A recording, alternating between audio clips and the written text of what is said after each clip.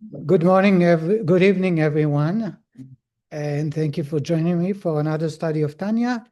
We are holding in the middle of chapter 37. Just to get us into the discussion, last week we began explaining and discussing that the purpose of us being created here is not necessarily for my godly soul to get closer or elevate itself, but rather the human, which is the animal soul and the body, as well as the universe, the Jewish people, and all of humanity. We spoke about 4 steps. So tonight I want to begin with a point from this week's Torah portion. This week we studied a portion of Pinchas. Chapter 26, verse 22 and on, speaks about a very unusual commandment. And I want to introduce it with the following quiz or question. Imagine you are part of a family of 5 siblings, and one of them is 2 months old, another is a year old, the third one is 3 years old, the fourth one is 7 years old, and the fifth one is 13. Usually, every night when they serve dinner by the mom and pap, the baby gets formula. The 1 year old gets Gerber, squeezed, squashed fruits. The 3 years old gets, some green, whatever. And then the 7 years old and the 13 years old, each one have their own different. Imagine the papa is in charge of dinner because mom is out of town. He says, tonight we are going to take a lot. We're going to have a raffle. We're going to put all the food into writing on piece of papers, each one's favorite food or what they need. And we're going to cast it into a small jar. Everyone picks one paper. And whatever he picks, that's going to be dinner for him. What would you say about that, father? Is he a good daddy? No, Why? maybe you can only have a certain spirit of food. There's everything in there. You might want coming out with a steak.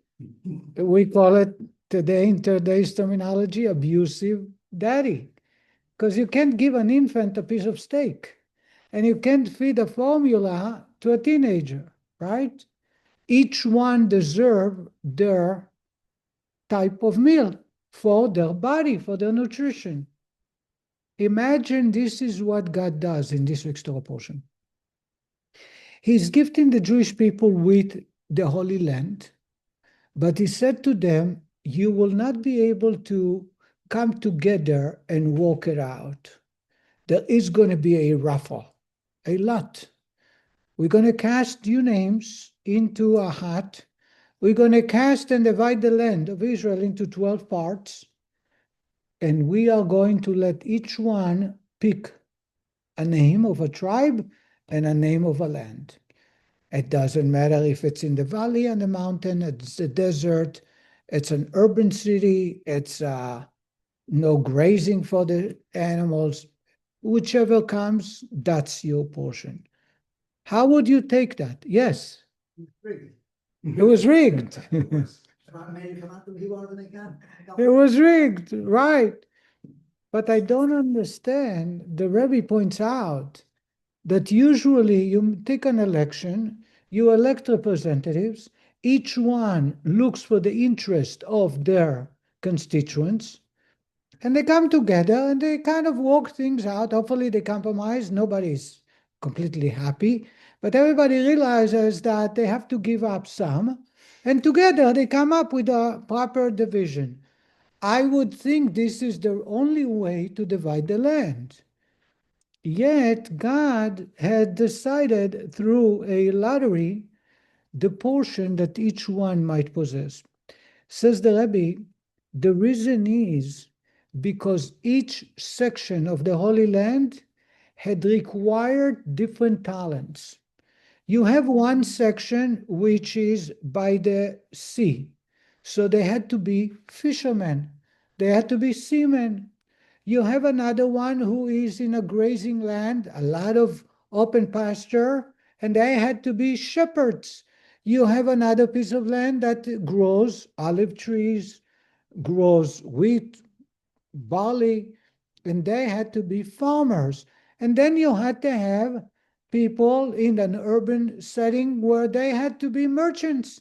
They buy and sell clothes, they sell and buy garments, jewelry, perhaps they invest, perhaps they do whatever commerce a large town desires. The interesting point is that it was not a choice by the people. So when God said Judah is going to get Jerusalem and Manasseh is going to get up on the north next to the Jordan because it's a large pasture for animals, and Zebulun is going to be a seaman, they did not ask. They were told that that's their portion, and therefore they have to perfect their talents in the particular area where they were given. You got the desert. Huh? You got the desert. So Shimon, huge piece of land. The southeast. I just looked, thank God, he was asking me about the 600,000, the number, and I saw here a division of the land. You got to give me a minute because I don't want to skip that. It's a new book that Ari bought, and he keeps telling me how beautiful it is, and it is.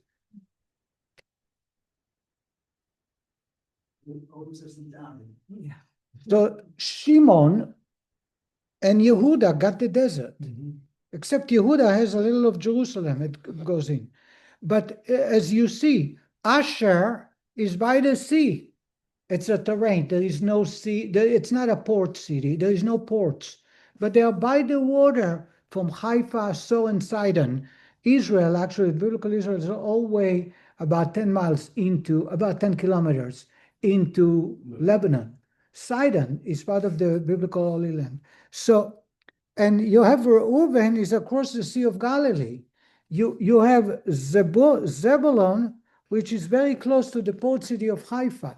In other words, each one had to have their own talent, otherwise they wouldn't be able to make a living. Did they make that choice? The answer is no. God made that choice. The Raphel made that choice.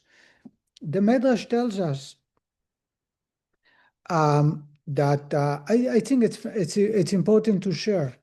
The Medrash tells us that God, when Joshua was about to conquer the Holy Land, God was not with the Jewish people. Some men died. And Joshua cried out to God, "Why are you doing it to us?" And God says, because there is a evildoer man, one person, who is worshiping idols, and he also disobeyed God several times by stealing from the loot. Anytime they conquered the city, the loot had to be burned or got rid of. So no one should say they did it for financial benefit. He did take. And Joshua turned to God and says, "So why don't you tell me where it is to prevent?" I believe 36 men died. To prevent from people losing their life. And God turned to him and he says, "Am I a gossiper? Do you expect me to tell you? You have to figure it out yourself." And Joshua went and did lottery. He did a lottery, putting into a basket the tribes, and it came to one tribe, and then he did within the tribe different families, within family, so he came out to one of them, and then he came with that particular family. The name is Achan. Achan. So Joshua goes to him and says, "Because of you, God is not with us. Please tell us what you've done." And Achan says to him, "Who are you to tell me I did something wrong? How do you know? There was no camera." So Joshua said, "The lottery, I did a lottery, several levels, and it came with you." So Achan says to him, "Imagine I'm asking God who worships idols, and I put you and Elazar. Elazar was the minister of war. He was a Kohen that led the war. He says, I put in two names, and I pick one of them, and I say, the lot told me, whichever name it was, is responsible. In other words, he was marking down lottery. And Joshua says to him, don't you dare play down the power of a lottery, because it's only by God.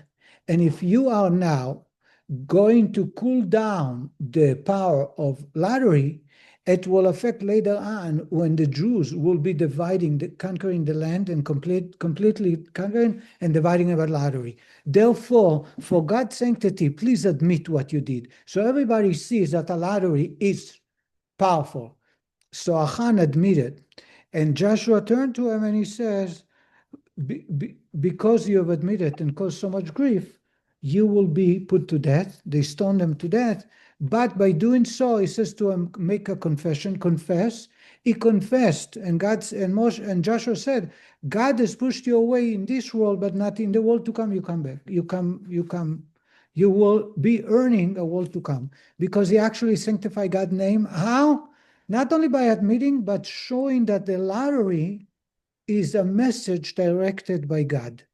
I'm not going to talk about in today's lottery. Some people do lottery when they ask God help, when there is no other way to come to a solution. This is not the discussion. I want to go back to our discussion. Therefore, it impacted the lottery that when they divided the land, the lottery was not indisputable. People did not dispute. They accepted it wholeheartedly. Even though it meant the guy used to deal with jewelry, now he becomes a shepherd. Or he has to take it. They had a lot of jewelry. Moshe's wife, Korach's wife was jealous of Moshe's wife. Korach's wife. The rebellion against Moshe last 2 weeks ago is because Korach's wife said that I have more jewelry on both hands than you do, and why everybody gives you so much honor. So Moshe's wife went to Moshe and said, this is what she said to me. And Moshe says, really? Let me give you something. And under his tent, he took out, God gifted him with sapphire. You know the medrash, right, Harry? Harry can say it. It's not my words.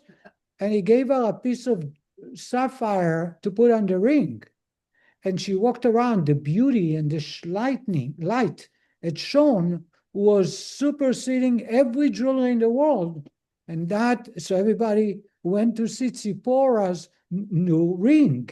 And Korach's wife couldn't stand it. And that's when she told her husband, we need to push away Moshe. You need to be the one to make decisions. So they had jewelry. It's all over. Back to our discussion. Says the Rebbe that the idea of lottery comes to teach us that every person is assigned a particular mission in this universe. You like it or not, it's not going to change. Imagine you're a soldier in the army. Imagine you are assigned a particular mission.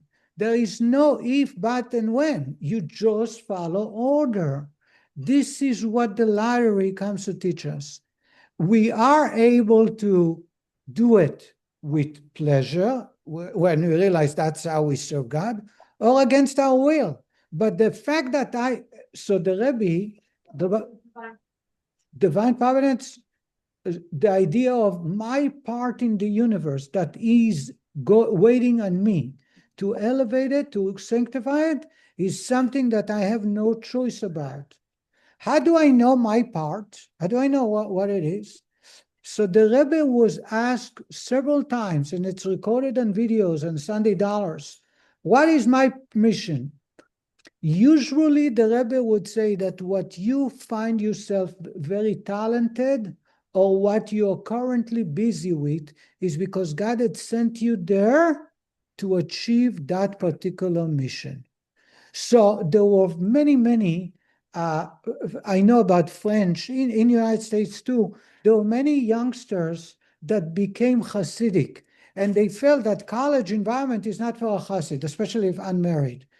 And the Rebbe encouraged them to continue. There was Professor Black. There's many, many professors that the Rebbe says, you find yourself as a professor in college, it is because that's your purpose. And therefore, going away, shining away from the challenges and closing yourself in the Jewish community, studying Torah, becoming a teacher in yeshiva is not your mission. So you might be a great teacher. You might earn a lot of mitzvot. You might be doing a lot of good. But who says this is the particular mission you're sent to? So therefore, if I have a talent for creative paintings, I have to utilize it to serve God. That might be my mission. Whatever it is that we find ourselves, wherever we find ourselves, this is the place where God wants us to be to serve God. Did I make myself clear? It ties in with this mission. I'm going to mute everybody, guys. It ties in with the discussion we have. The rabbi just told us that the purpose of the human is to purify and perfect the universe. What happens is, just like a big piece of puzzle, each one of us has one piece in the puzzle. If we put that our piece on the puzzle, together it creates a full picture of Mashiach's era. It brings the universe to a better place. And therefore, my impact is not just on myself, not just on the Jewish people, but on the entire universe as well. The rabbi goes on now, and I started the discussion about 600,000. The question arose, it's not 600,000, or 600,003, 550 or 55. There was in this week's portion, we have it as 601,000 and some change. In addition, the Levi tribe is not included in the counting. So, as the rabbi is going to tell us, there are 600,000 roots. Those roots produce trees. The trees holds many, many branches, many leaves, and each leaf is a part of a soul, a spark, and therefore it includes all of the Jewish people.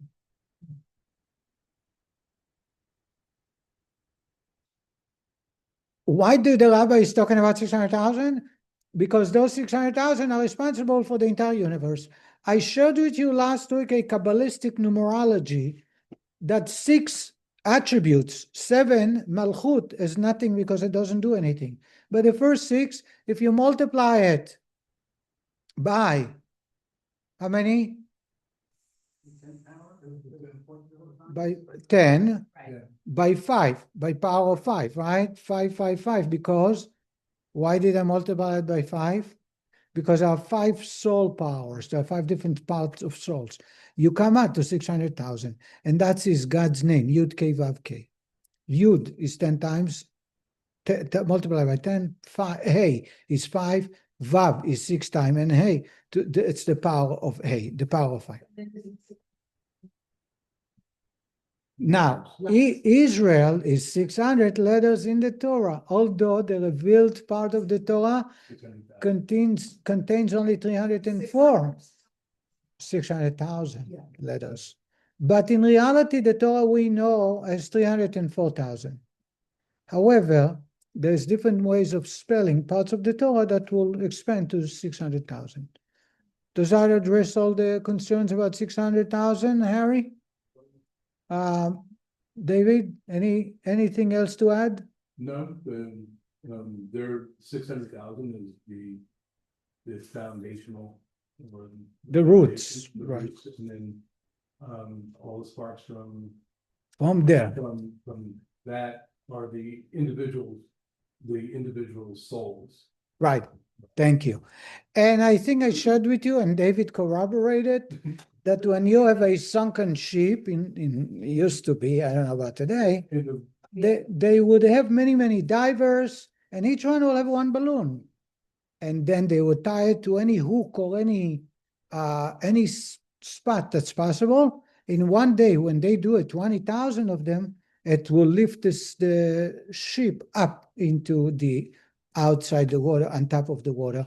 In other words, that's my purpose. That's our purpose, to find our hook and tie a balloon into it. I want to read a little bit. page 510. So the first part we're going to talk is about the 600,000 souls. Why is it that suffusing the vital soul with ends of light and banishing the impure klipot from the vital soul produces a parallel effect on the entire world, says the Rebbe. In other words, whenever I do something good, it's not just impacting my soul and myself, but the entire universe. For the community of Israel comprises 600,000 particular souls, is the general source of vitality for the world as a whole. Since the world was created for the sake of these souls, each specific one of them contains, and to each is related, the vitality of 1/600,000th part of the entire world. So imagine you have a puzzle, the entire universe, it's a 3D puzzle made out of 600,000 parts.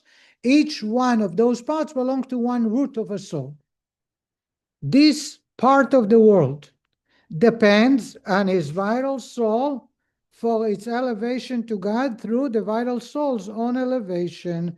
This means that one elevates his portion of the world by partaking of this world for the requirements of his body and vital soul in the service of God.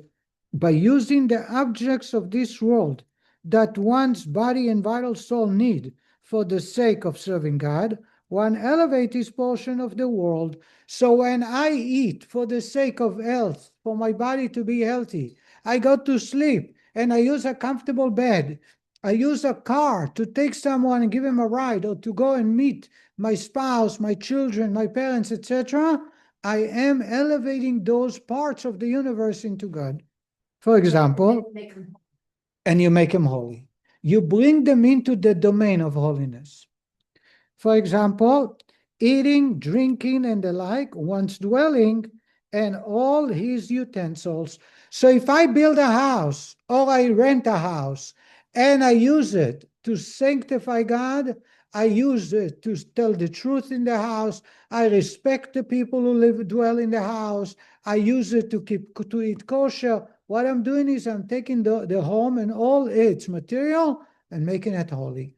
This was at the start of the chapter. I think we shared and I spoke greatly about that serving God is not only with holy object, but mundane, majority of our activities. But truly, there are more than 600,000 souls. Besides, it is quite impossible for one person to use a 600,000th of the entire world. So I don't understand. You want me to be responsible for 600,000th part of the universe? It's huge. In addition, there are more than 600,000 souls, says the Rebbe.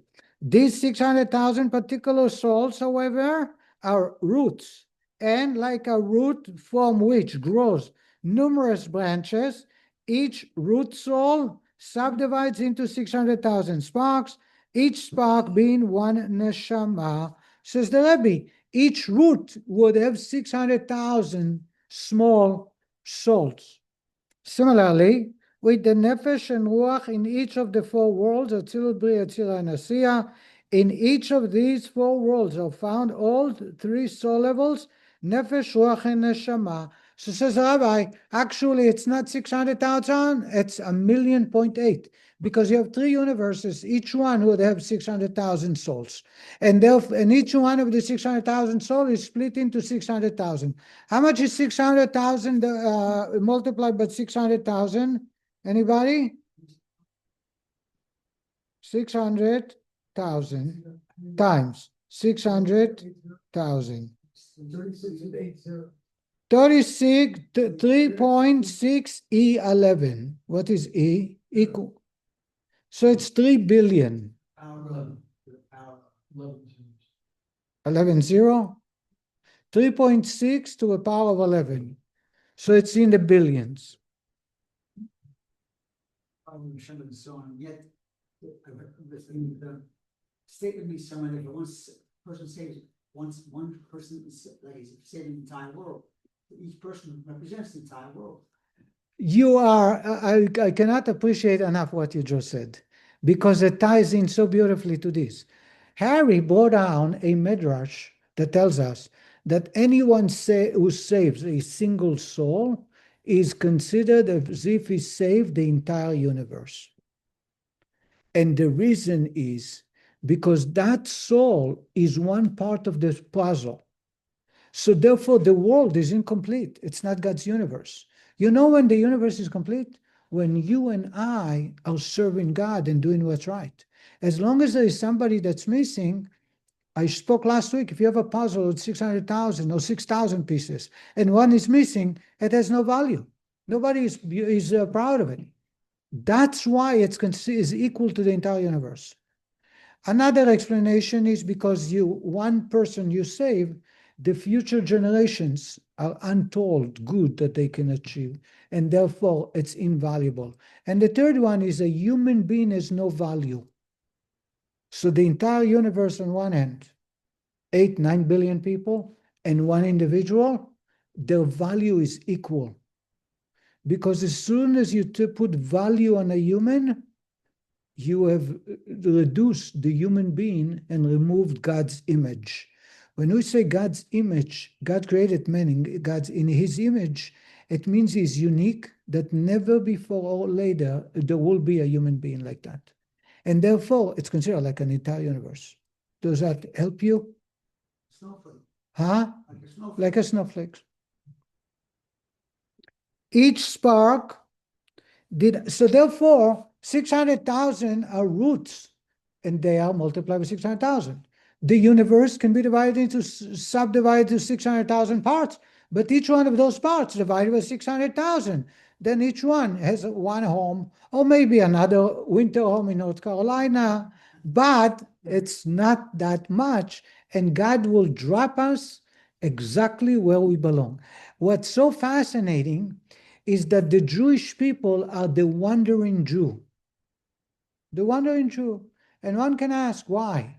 How come we can't find, it's not just because the way, we're expelled and exiled. Even today, people are on spilkes. You know what spilkes means?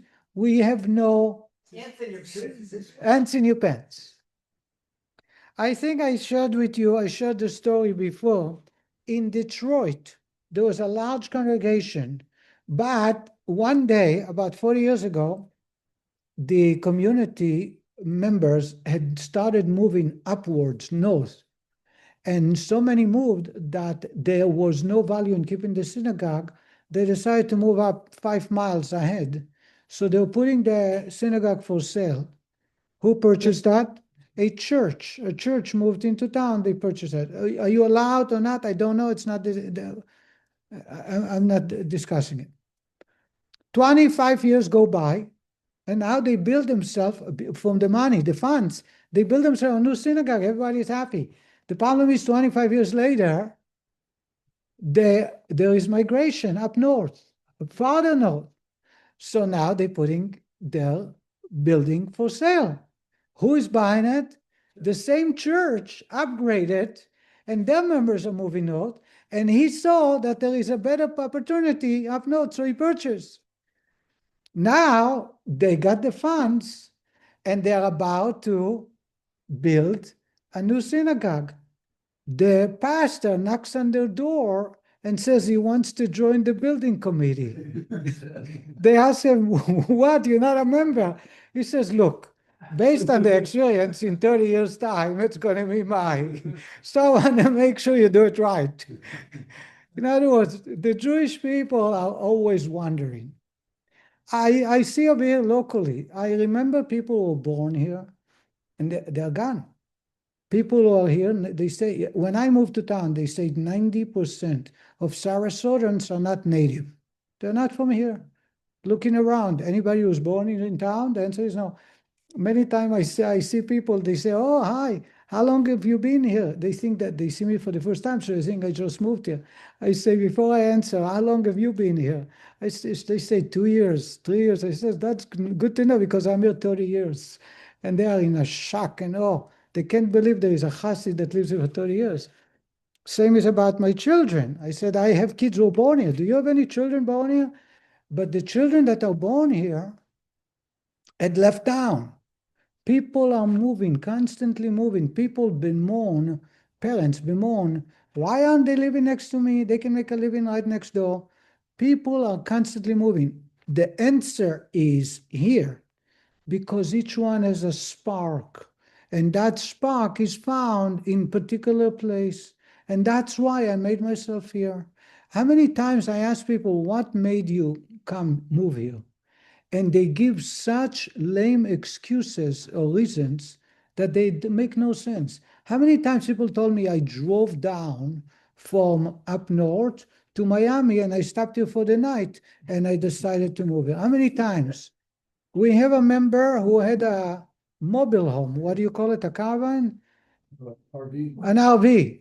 He came to park over here by the park, and then he was looking for synagogue. Next to literally the next day, he says to his wife, "We are going to be here. I love this place." He can't explain. His children are in New York or Cleveland, but he is here and he's very happy. He's contributing in many ways. There are people who move here. I knew of a couple that moved here from. They used to live in New Jersey, and they moved to Bal Harbor. That's a nice place. One day the guy pops in. So after we became friends, he already passed. I said, "What made you move here? What made you move here?" And he said to me, "We were living in Bal Harbor. I loved the place, and he loved the shul, the synagogue, where the Rabbi Lipsky just passed away. And one day they did construction in the next door apartment building. You know, in Bal Harbor, there are buildings next to each other. They're doing construction. Now, in Bal Harbor, there are restrictions. You can do it from dawn, from 7, I believe, till sunset. But they have a little Pitzkele dog. They have a little dog, like a chihuahua. And the dog was restless from the sound, from the noise, because the whole day they were banging. He didn't sleep well at night. So his wife said to him, "We have to leave. We have to move out." So he said, "The dog made me move." So he was looking to someplace underwater in Florida. Somebody told him Clearwater, because Clearwater, the name Clearwater is Clearwater. So he drove. By a chance, he stopped here. By a chance, he fell in love. His wife says, "I like it the best." They went to Clearwater, they searched, and then they came back and they lived here for a couple of years. He used to come here to synagogue very, very close. He impacted me. I believe that he came here on a purpose to impact me in some ways. I'm not going to delve into it, divulge on it now. But it's funny what made people move. The dog is restless. That's why they are living Bal Harbor. They sold their apartment and they moved. If I were to tell it to my father, who lived and raised a family in the 70s, that you moved out because, or you find a new location because the dog is not resting for a temporary, or you told them because I drove down some cities and I fell down this city, it just doesn't make sense. And today, by the way, the entire universe is based on that. People are continuously moving. And the reason Crown Heights population is moving into like different parts. expanding. Expanding through like Flatbush and. Rabbi, Let me just, excuse me. That's the reason we have some spaces that need to be sanctified. And that's where we find ourselves. So by hook or by crook, you're going to be there. Either because your dog is restless or because God said, go there. Simple as that. Yes, Harry. So you would learn better than anyone. You told me before about people didn't know what they should do with the love and so on. You spoke to the Rebbe would say, "Go here, go here." So they would say, "No, it would be a bracha." Right. Speaking good. Many people. The idea that I'm making, so Harry is saying that many times the Rebbe would point out for people where to move to, which is very true. The Rebbe would point out to people what they should do for a living. My point was on a different level. I was saying, even if the Rebbe didn't say to you, the Rebbe gave us the instructions of how to find my purpose, where my talent is, where I find myself in, where my surrounding is. That's my mission. Because if it's not my mission, I wouldn't be there. Simple as that. So instead of looking at the grass that's greener on the other side, just look internally and say, let me perfect my area. Simple as that. You get it, Harry? Before I came here, I was a Chabad rabbi in California, in Los Angeles. And for some reason, I knew it's not my sparks are not there. But I wrote to the Rebbe. Today I'm laughing because when I wrote it to the Rebbe, I was restless. I had only 2 children. My Chaya, my second child, was just born in August. She was born in August, and I made that decision already in May. And I was let go at the beginning of September, the end of August.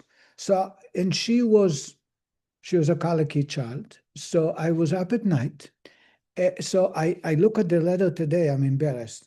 But I wrote to the Rebbe my situation that I want to look elsewhere to be a Rebbe's emissary.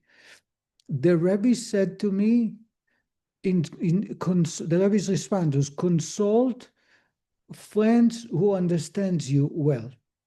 The Rebbe refused to give me a place. And then I researched 5 cities here in Florida. And Rabbi Kof of blessed memory told me that if from his point of view, I should try Sarasota first. He had a good reason. And at the time, the other 5 cities did not have Chabad. And I searched and I found it and I liked it. So I consulted my friends because there was no living. There was no financial backup. There was no way I'm going to make a living. It was people today, if they go back and understand, you didn't have Amazon to order kosher food. There was no milk for my children. At the time, I didn't even have credit cards. It was a very challenging situation. And my friends set certain conditions before I move in. One of them is that my wife should be happy. And at any point, if she said she's not happy, I have to leave town. Another one, I set up goals within 2 years to have a synagogue outside my home, within 5 years to purchase a place. By the way, everything happened half the time. Within a year, we moved out, within 2 years to purchase. But there was a certain requirements. Only then I wrote to the Rebbe, and the Rebbe's secretary called me. He spoke to me about 3 things that are vital, that I have to be responsible for. And then, only then, the Rebbe gave me a blessing. Once the Rebbe gave me a blessing, I knew that's my mission. So there were years that I couldn't make ends meet. I didn't know how I'm going to make it. But I said to myself, if the Rebbe said to me, leave, I leave. But the Rebbe didn't say leave.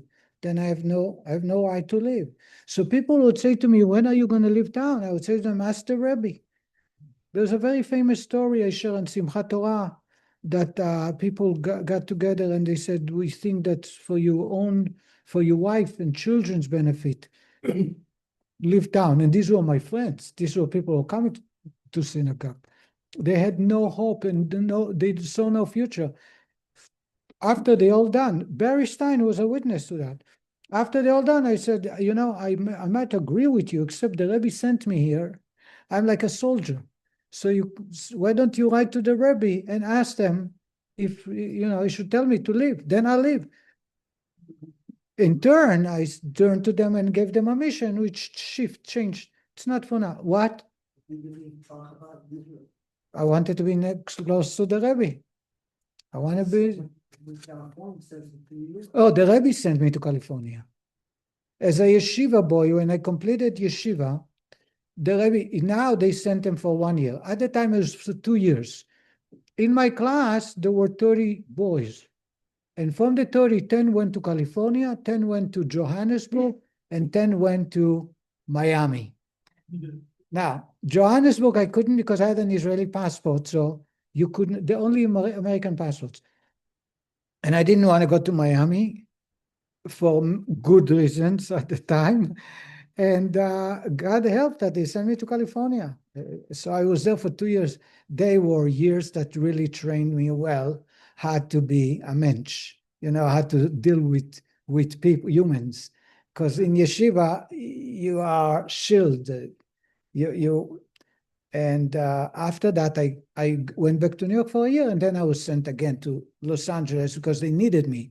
The rabbi there wanted a young rabbi to come into the Israeli center and work. So I was there for another 2 years. Okay, let's go back to our discussion. So when you have a mission, when you find yourself in a place, stop looking elsewhere, the neighbor, maybe another community, unless it is beneficial for your personal life. If you see that your family expand and you need a bigger home, if your neighborhood is not safe and you feel a safer place, if you find that a job will give you a promotion, will enable you to express your talent, will earn you a better living, will give you better benefits, these are valid reasons that God is placing before you for a purpose. Everything is from God, so that you elevate your spark. Says the Rebbe, each spark did not descend into this world to perfect itself, but to perfect the body and vital soul, as the Alter Rebbe will soon conclude. The Rebbe is going to cut out and go into a separate point, and I'm going to read it because it's important to study. Having touched upon the subject of the soul's descent, however, he adds a parenthetical comment emphasizing the magnitude of this descent. On entering this world, a soul may perhaps attain the loftiest heights of love and fear of God that are experienced by a perfect tzaddik, but even this cannot compare to the love and fear that it experienced while in the spiritual worlds before its descent. What the Rabbi is going to tell us, it's not for me I'm here. It's for my animal soul and my part of the universe. Why? Because my soul, assuming the soul is a tzaddik perfect, never do anything wrong, never touched a soul, never hurt anybody, and I'm in great love and awe of God, to the utmost that I can reach, it is far, far below the entry level of the connection of the soul while it's in a spiritual mode. Because once the soul enters to a body, it's like confinement. And therefore, you can never, in other words, serving God or pleasing God or connecting to God is never for the godly soul itself, but the godly soul is there for serving the animal soul and the universe. What? That's why the soul refuses, because it knows it's descends far away from God.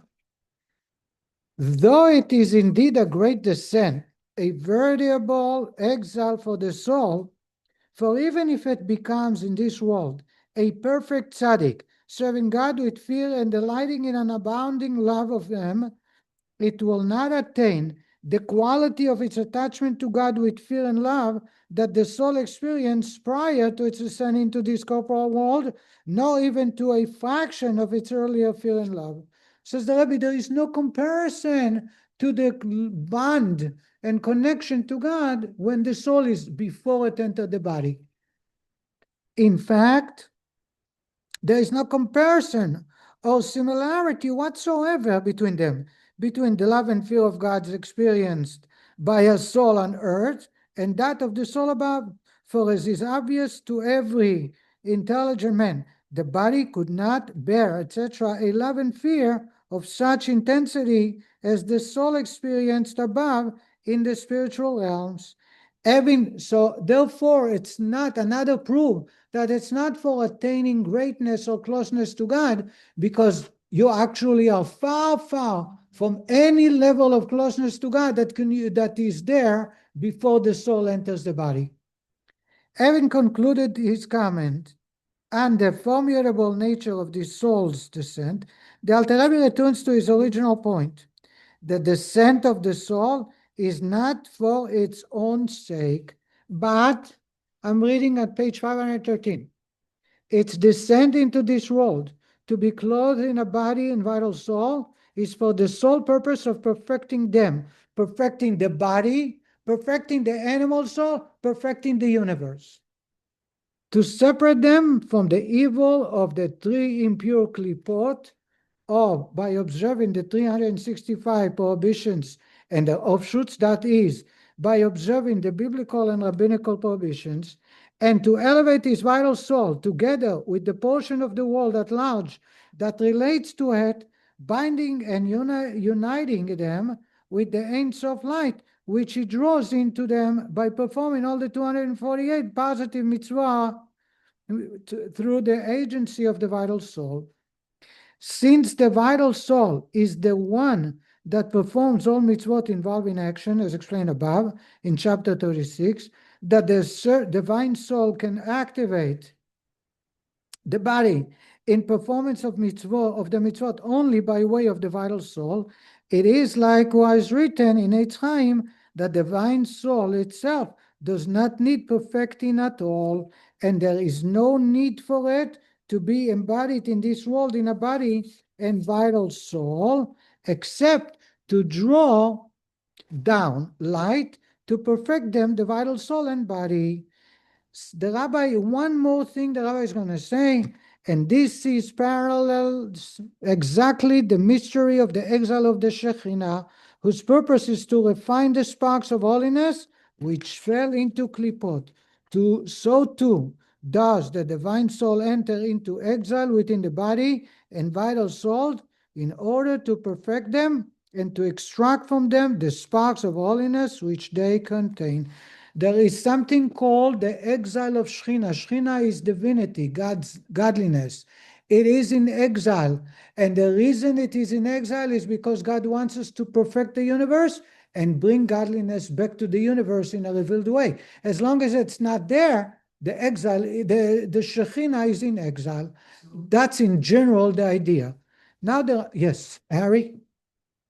In the Midrash, there's 7 levels of the Shekhinah, which went down in Moshe's time. So we don't know where it is right now, what level it could be.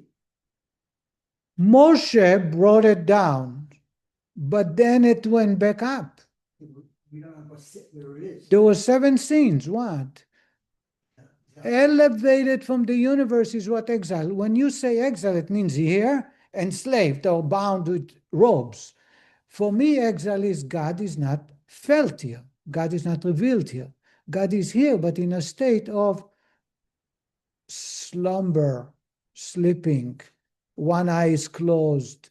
Is not directly related to the universe and its inhabitants. I'm going to we're going to stop here, but I want to advance about next week.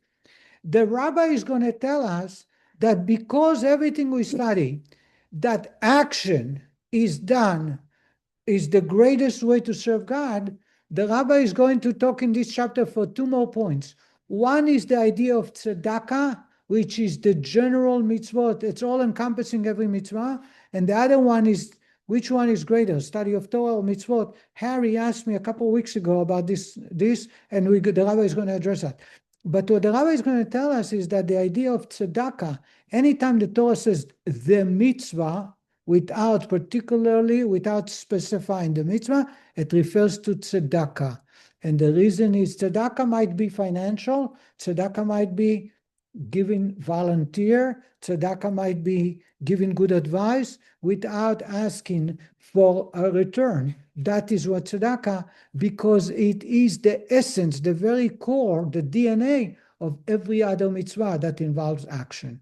And that's going to be the next step the rabbi is going to talk about. So we'll stop right here, and thank you very much. We'll continue next week.